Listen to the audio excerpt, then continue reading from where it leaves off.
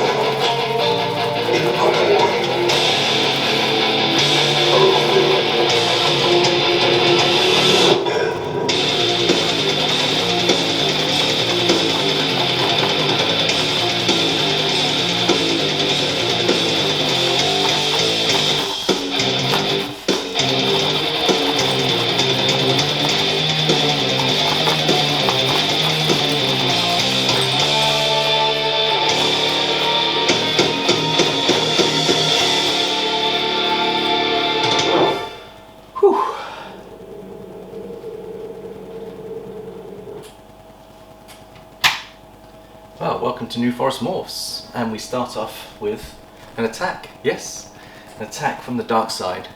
And sadly, we have some sad news, and we've lost a couple of things. Number one, Jared isn't here today, so I've got my beautiful wife Mandy supporting me. And thank you, Mandy, for doing this. Let's just switch places a little bit. Jared's not very well, so we want to send him our love and hope that he makes a speedy recovery and feels better, gets back on his feet soon. But we've also had some pretty sad news. This morning, as I was checking on the hospital, we lost our girl to RI, and it was one of the saddest things for us because been nursing her for so long, trying to get her back to health. But it was just so sad. She was improving as well, but that's part of the hobby, unfortunately. And you know, it's always the saddest day when you lose a precious animal, particularly when you put in so much effort to try and keep them alive. But that is part of the hobby, and you have to face up to these sad things. But we'll be able to soldier through. I got a lovely message from Kaz this morning, who's it's quite funny. This morning I dealt with the snake that we lost, and went into the office, and Kaz sent me a lovely message on Messenger. And it was a picture of Zuri just looking really good and looking vibrant and really healthy. And both Kaz and I have both been nursing our snakes, and Kaz was saying that her snake is eating and it's recovering and it's looking great. And I just said to her, I said, I'm so pleased that Zuri's doing so well. And because I was still feeling quite sad, I thought, because she's a friend, I thought I'd just share my grief with her. And I told her that we lost our girl, and she sent me the most beautiful positive message. And I thank Kaz for picking me up this morning, because it is a sad day when you lose an animal. And she said, be positive, we've got eggs coming, we've got a lot of positive things coming as well, which I really appreciate that. And perhaps on that note, I'll just give you a quick update. We've put the eggs into the old incubator, and Jared's been keeping an eye on those. He's been coming in 3 or 4 times yesterday to make sure they're okay, and they do look okay, Mandy. Come and have a little look and just see whether this is the future clutch here. Can you see? We'll just zoom in on here, Mandy, and see the eggs all sitting there. They've all been candled, they've all got veins, and we just hope and pray that the change into this incubator, we had some glitching problems with the new incubator that was causing issues, and there was a drop in temperature for a few hours, and we're just hoping that the embryos, because they're so early in the stage of development, can actually bounce back off that. So we should let you know how it goes, but come and have another look. There's some other good news, is because we've got some other girls that when I cleaned them this morning are looking really healthy. Come and have a look at the females, Mandy. So we've got hopefully some future clutches coming. The one I wanted to show you particularly would be, I think it was the Panda girl, Mandy. Come and have a look at the Panda. There's a lot of bowl wrapping today. So look at this, look at her. See how she's beautifully bowl wrapping? She's cooling for follicle development. Isn't that amazing? Just look how big and wide she is. Can you see the width and girth of her? And there's definitely follicle development there. So I think give it another 4 weeks, we could end up with a nice little clutch from Panda. So we have to look on the positive side of life. We will lose life, and we will also create life. And I think life does throw a few blows at us, and it's been a tough week with the eggs, with Jared being ill, and then with the loss of our girl. It's been a tough week in the snake pit here, but I suppose, you know, these things are sent to challenge us, and sometimes they can put us off a little bit, but we've got to be strong and try to be positive about this, as Kaz says.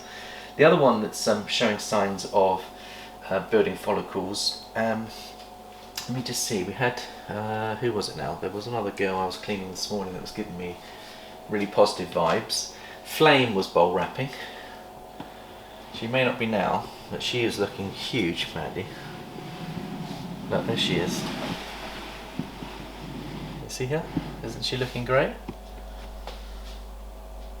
No, I don't think she'll be taking that long to go, Mandy. So she's looking huge. She's not off her food yet, so you want them to go off food before they ovulate. And Venus is looking good as well. Let's just show you how Venus is doing. Nice and big. The girls are all getting nice and big and plump. And there's Venus. And they're all doing well. And then we've got Athena, one of our big girls here. You see how big she is, Mandy? Just look at the size of her. Absolutely huge. So again, she's still eating, so we don't expect her to go for a few more weeks yet, but she's all looking nice and good, healthy size. Would you agree, Mandy? Yeah, okay. And then what I've done is I've taken a tip from Rob, because we've got Coco, our mocha girl, and I thought I'd give her some extra bedding. Just have a look at this girl. I do think she's been off food for quite a while. She may be starting to prepare to nest. So what I've done, can you see I've rolled up some paper and I've just sprayed it a little bit, so it keeps a little bit of humidity for her, but it keeps the humidity off the main bedding so that she can nest up and she can build. And it makes snakes feel a lot more comfortable when they're surrounded by nesting material, particularly females going into the nesting. Because every baby you've had, Mandy, you've always felt a nesting instinct toward the latter stages of the pregnancy, haven't you? Mm-hmm. And we start decorating the bedroom and getting everything ready for the baby, and a woman's body gets into that maternal instinct where you start to want to nest build. And I think it's the same with snakes, is that we've got to give them the materials to build their nests so they can feel comfortable and happy. On that note, let's have a look at what a couple of other snakes that Jazz has been developing. We come over here, Mandy. I wanted to give an update on Toast, because she's eaten, and just see how she's doing. The mother of the clutch. Do you want to have a little look in there and see how she's doing? See? So she's happy. She's settling in nicely. Had her first meal. Digesting that at the moment. And then underneath her, this is one that I think is going to go for us this year. It's another one of Jared's original snakes. This is Phoenix. She was sold as 100% het pied, and we're going to try and prove her out. But just look at the bowl wrapping she was in this morning. Whether she's still doing that. Oh, she's in deep shed though. She was big time bowl wrapping, Mandy. But we'll put her back and not disturb her. She's in deep shed. but she was looking so good, building those follicles, and this morning she was wrapped around that bowl just seeking cooling. So there's some really good positive signs going here. And while we're here, I just wanted to show you another one of our pieds that I promised I'd show you a snake a day. Just put this over here. And the one I was going to show you this time was this little girl here. So we did Atlas yesterday. So this is the sister of Atlas, which we believe is a yellow-bellied cinnamon pied. And let's have a little look at her. Maybe we can look at her in the light box, Mandy.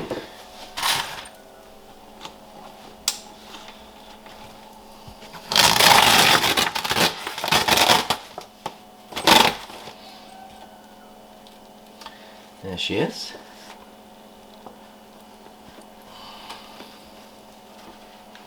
She reminds me of a little puppy dog. She's got that little puppy dog look about her. There she is, if I have a little look. Oh, she's going into shed actually, I didn't realise she's going into shed. It does look like she's going into shed. But just look at the puppy dog look on her. So, really pretty snake. She's doing really well. She's about 300 grams. She's 4 months old. I say she's the sister of Atlas. So we've been very blessed to have some really nice pied girls, and now I know that she's actually going into shed. It's taught me that I need to just put her back into her nesting, allow her to shed out in peace. And what I do is a little top tip is I've got some warm spray here, and I'm going to just not spray her, I'm going to give her an extra bit of tissue to help her shed. Just fold it, make a little pad.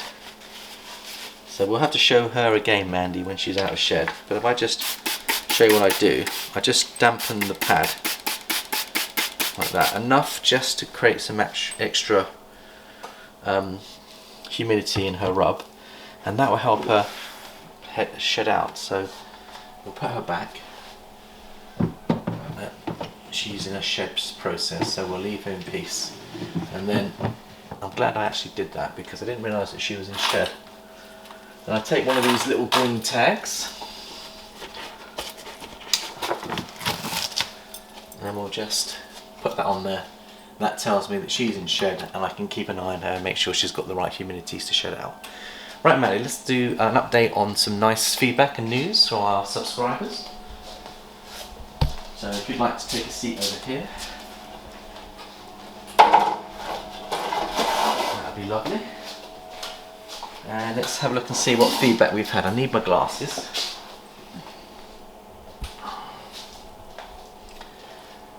Okay, so let's have a wee look.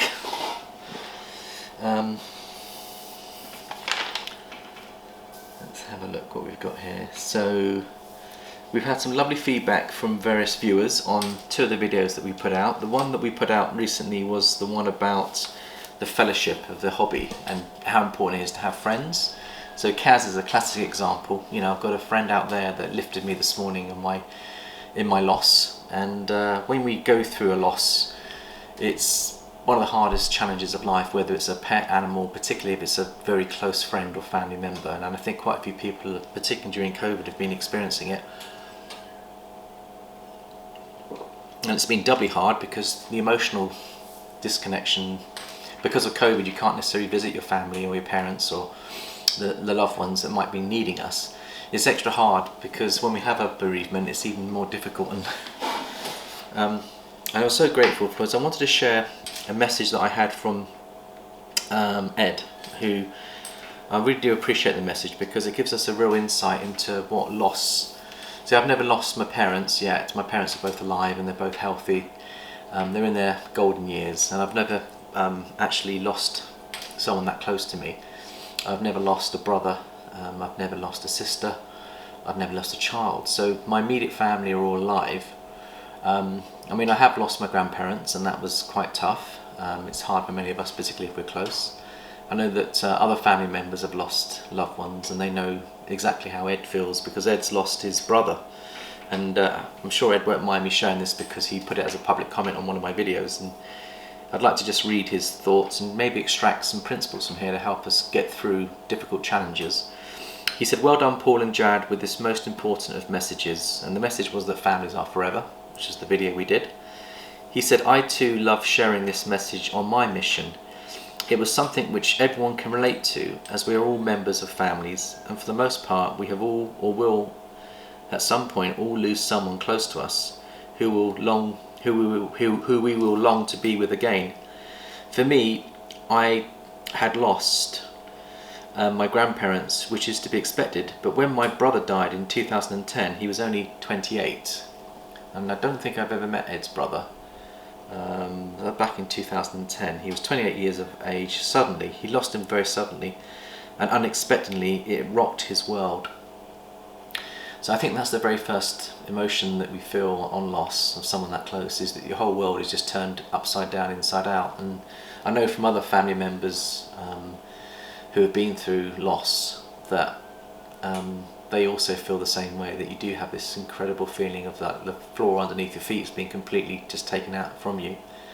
And it's very, very, very difficult to stay focused. And Ed shares his experience here. He says, "I was only 29, and despite my faith and my belief that I would be with him again, I found it incredibly hard and was in a fairly dark place for 6 months or so." So I think that's interesting, and this is a man of great faith and great belief, where his faith and his belief system was being tested to the max there, to lose a brother.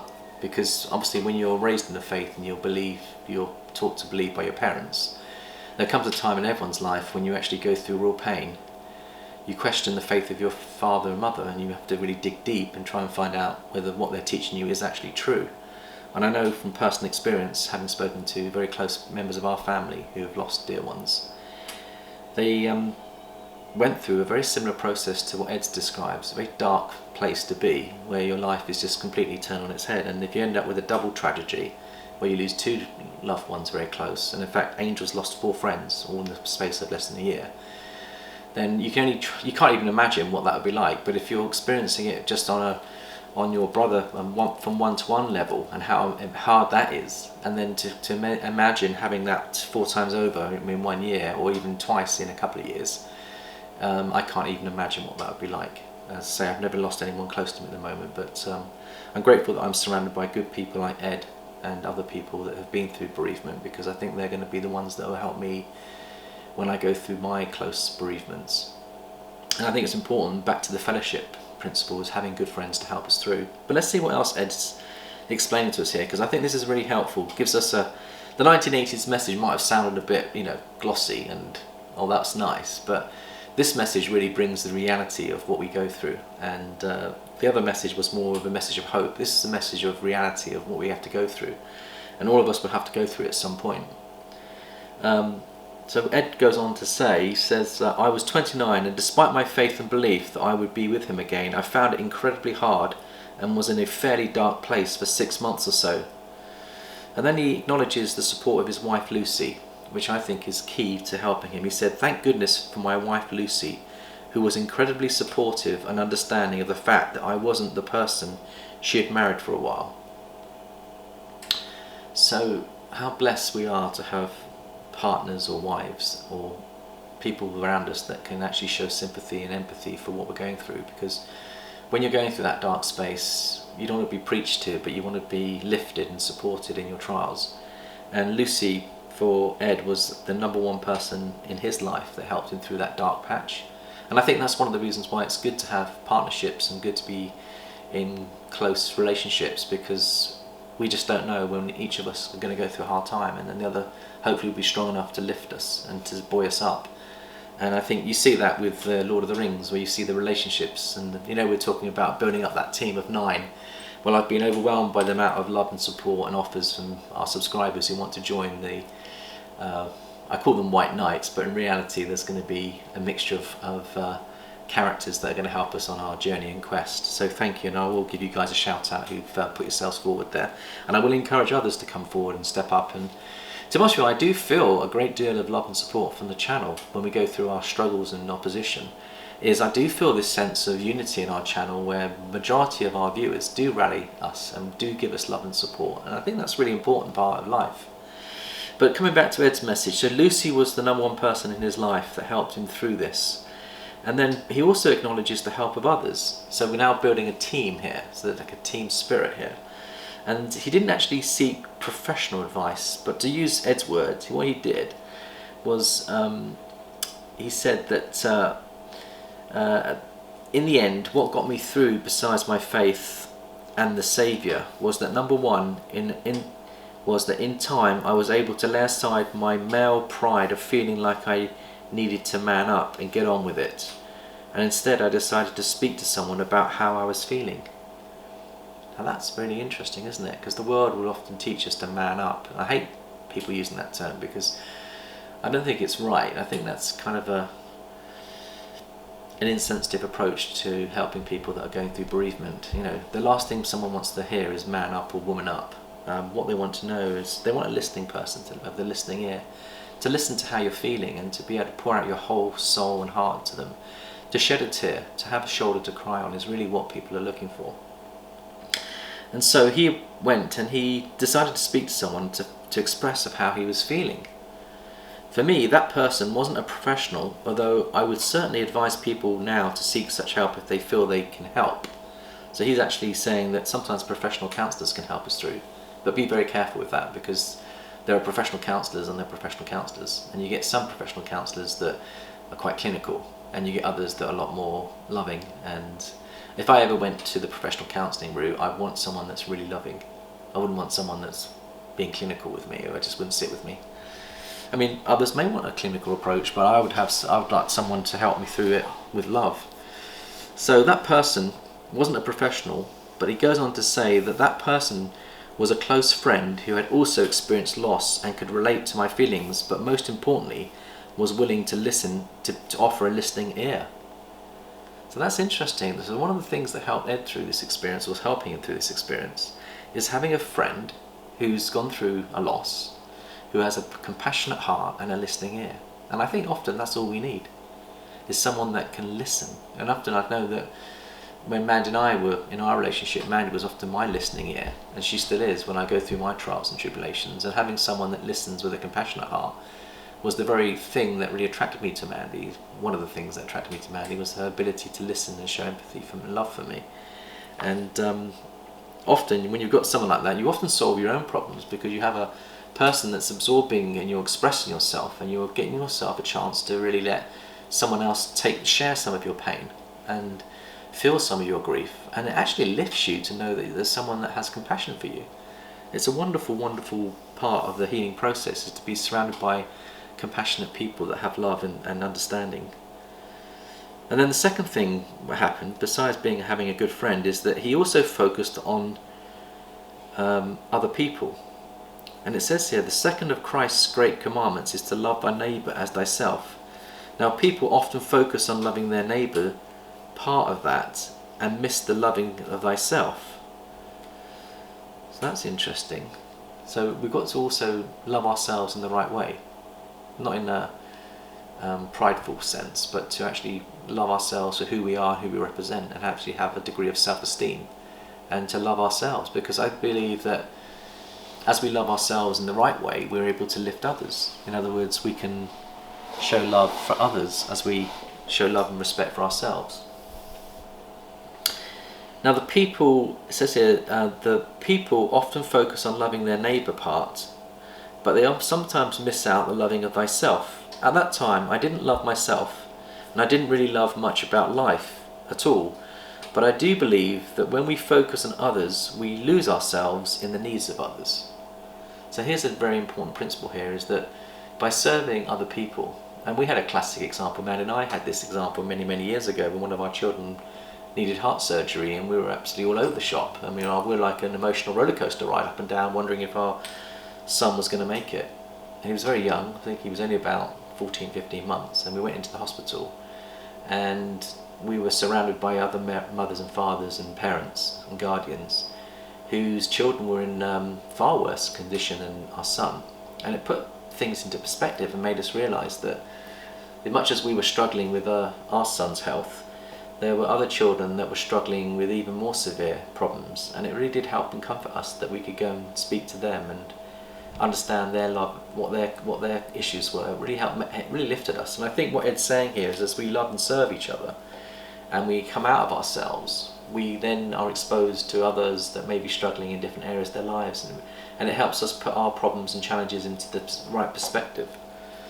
And also it keeps us focused and keeps our mind away from the negative energy, and we're now building other people up. So naturally, being proactively serving each other is a good remedy for healing. Through this means, we tend not only to develop new eternal friendships, but we actually tend to find out our true selves in the process. In my personal experience, this was what happened to me. I was given by an inspired responsibility in our church by our local minister to work as a leader of our young men aged between 12 and 18. And this is how Ed and I met each other, because I was actually serving as a youth leader as well, and Ed was one of the most loving and supportive leaders, fellow leaders on that camp, that I was seriously impressed with the way he loved those young men.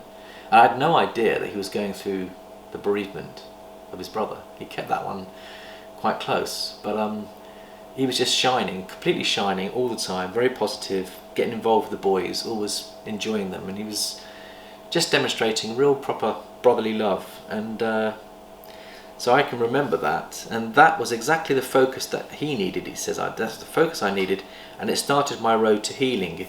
Not only that, but I developed what I know will be lifelong friendships with those young men, as well as the people from other congregations doing similar things, which of course is how I came to know you and your wonderful family.